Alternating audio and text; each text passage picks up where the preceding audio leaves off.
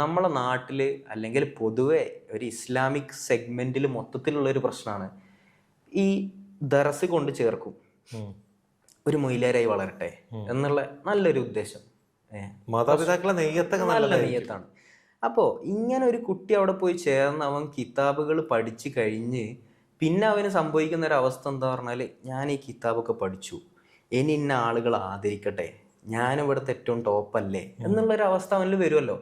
അങ്ങനെ വരും എന്നുള്ളൊരവസ്ഥ എന്താന്ന് വെച്ചാൽ അബൂ ഹാമിദ് അൽ ഗസാലി റളിയല്ലാഹു പറയുന്നൊരു വിഷയം. അതായത് ഉപ്പാപ്പ അവിടുത്തെ വലിയ ഇമാമൊക്കെ ആയിരുന്നല്ലോ. അവിടുത്തെ വലിയ, അതായത് ഏറ്റവും വലിയ ആളായിട്ട് നിന്നൊരു സമയം. എനിക്ക് തോന്നുന്നു നിസാമിയ യൂണിവേഴ്സിറ്റിയോ അങ്ങനെ എന്തോ ഒരു പേര് എനിക്ക് ഓർമ്മയില്ല. അപ്പോൾ അങ്ങനെ നിൽക്കുന്ന സമയത്താണ് ഒരു ഷെയ്ഖ് വേണമെന്നുള്ള ഒരു കാര്യം പാപ്പക്ക് മനസ്സിലാവുന്നത്. അപ്പൊ ഈ പറഞ്ഞ കിതാബുകളൊക്കെ വലിച്ചെറിഞ്ഞിട്ട് പിന്നെ ആ ഷെയ്ഖിന് വേണ്ടിയുള്ള നടത്താണ്.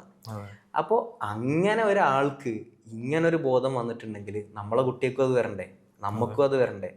അപ്പോൾ പണ്ഡിതന്മാരെന്ന് പറയുന്നത് അള്ളാഹു നമുക്ക് തന്നിട്ടുള്ള ഒരു വലിയൊരു അനുഗ്രഹം തന്നെയാണ്. പക്ഷെ ഈ പണ്ഡിതന്മാർക്ക് ശരിയായ റൂട്ട് കാണിക്കാനുള്ള ഷെയ്ഖ് ഇല്ലെങ്കിലോ അവിടെ പ്രശ്നമായി. അവര് കിതാബും വെച്ചല്ലേ പോവാ. അപ്പൊ അവരെന്താന്ന് വെച്ചാൽ നമ്മളെ ഉസ്താദന്മാരുണ്ട്, നിങ്ങളെ ഉസ്താദന്മാർക്ക് നിങ്ങളെ ഉറപ്പിച്ച് നിങ്ങൾക്ക് പറയാൻ പറ്റും നിങ്ങളെ ഉസ്താദന്മാര് നാളെ മാശറയെ നിങ്ങളെ കൈ പിടിച്ച് നിങ്ങളെ കൊണ്ടുപോകുന്നുള്ളത്. ഷെയ്ഖ് ഇല്ലാതെ ഇനിയിപ്പോ ഇവരുടെ ഉസ്താദന്മാർക്കും ഷെയ്ഖ് ഇല്ലെങ്കിൽ ഓരോപ്പാരാ നോക്കുക, ഈ കുട്ടികളാരാ നോക്കുക. അപ്പൊ എന്താന്ന് വെച്ചാല് ഈ പണ്ഡിതന്മാരെന്ന് പറയുന്ന ഒരവസ്ഥ, ആ പണ്ഡിതന്മാരിൽ റസൂൽ സല്ലല്ലാഹു അലൈഹി വസല്ലം ഇല്ലെങ്കിൽ ആ പണ്ഡിതന്മാരെന്താണ്, ഒന്നിനും ഒരു ഉപകാരപ്പെടാത്ത ആളുകൾ മാത്രമായി മാറും.